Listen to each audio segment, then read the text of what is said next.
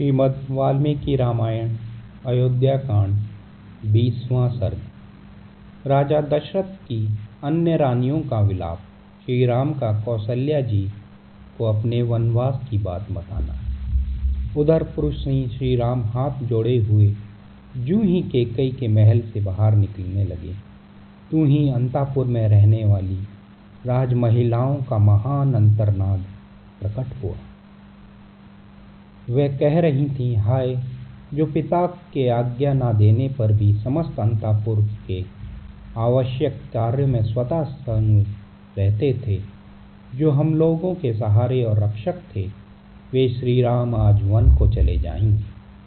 श्री रघुनाथ जी जन्म से ही अपनी माता कौशल्या के प्रति सदा जैसा बर्ताव करते थे, वैसे ही हमारे साथ भी करते थे।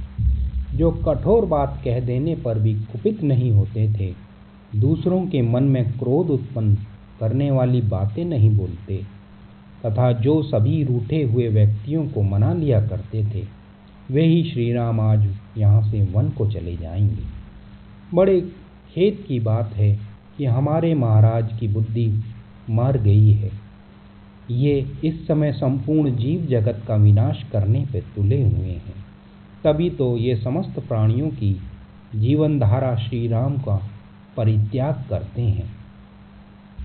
इस प्रकार समस्त रानियां अपने पति को कोसने लगीं और बछड़े से बिछड़ी हुई गायों की तरह उच्च स्वर में क्रंदन करने लगीं।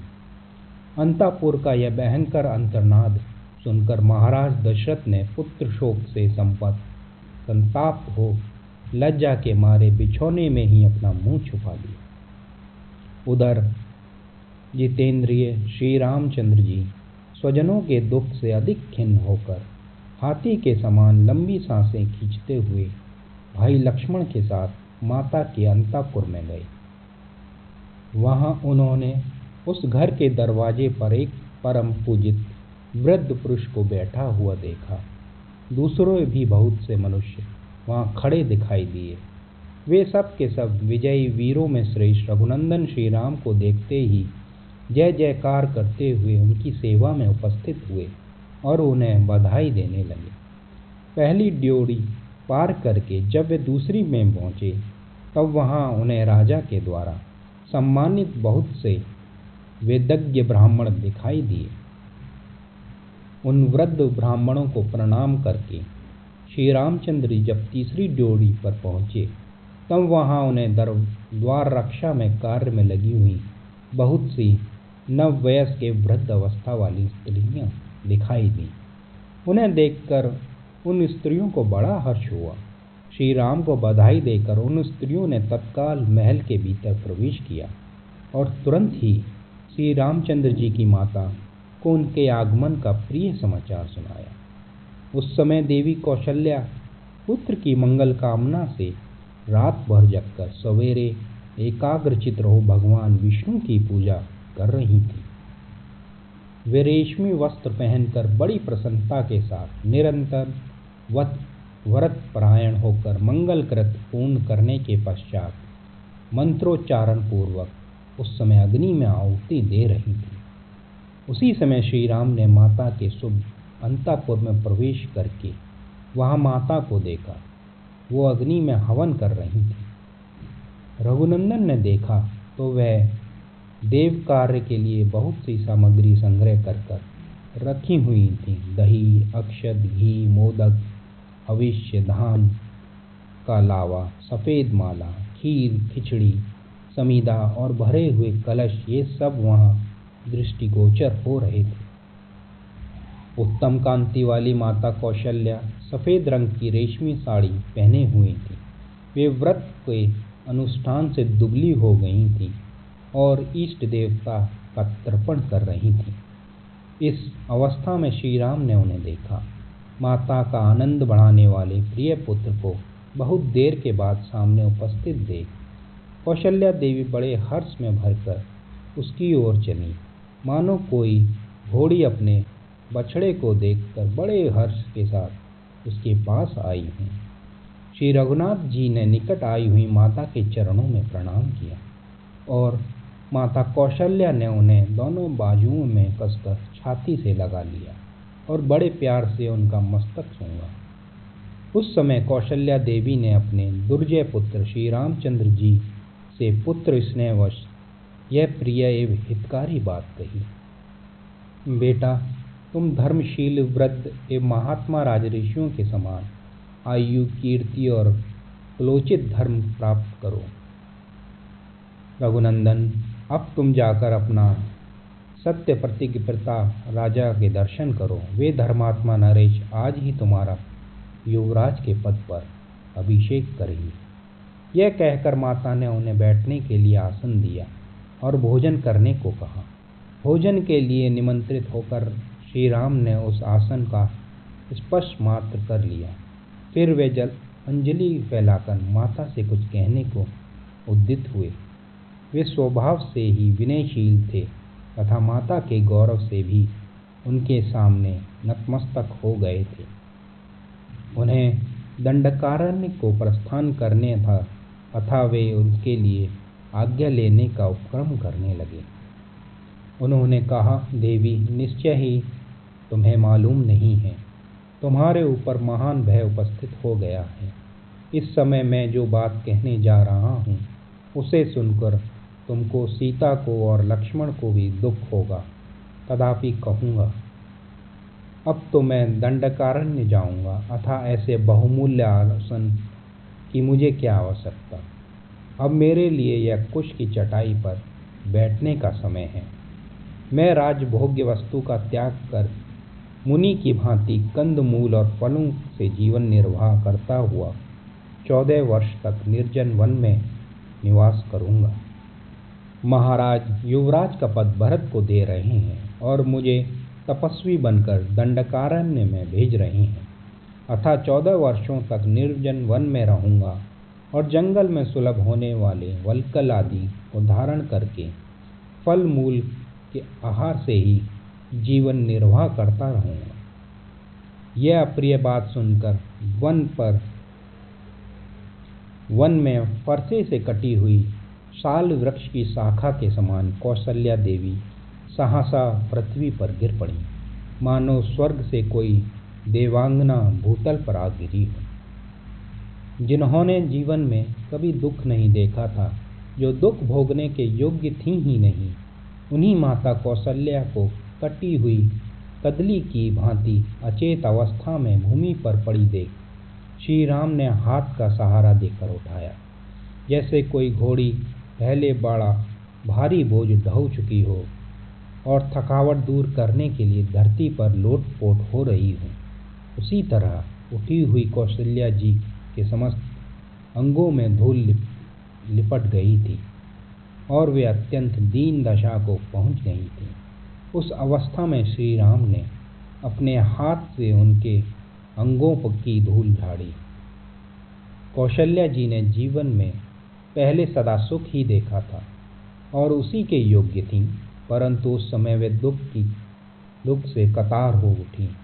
उन्होंने लक्ष्मण को सुनाते हुए अपने पास बैठे पुरुष सिंह श्री राम से इस प्रकार कहा, बेटा रघुनंदन, यदि तुम्हारा जन्म ना हुआ होता तो मुझे इस एक ही बात का शोक रहता। आज जो मुझ पर इतना भारी दुख आ पड़ा है, इस विंध्य होने पर मुझे नहीं देखना पड़ता। बेटा, बंध्या को एक मानसिक शोक होता है, उसके मन में संताप बना रहता है कि मुझे कोई संतान नहीं, इसके सिवा दूसरा कोई दुख नहीं होता। बेटा राम, पति के प्रभुत्व काल में एक ज्येष्ठ पत्नी को जो कल्याण या सुख प्राप्त होने चाहिए, वह मुझे पहले कभी नहीं देखने को मिले।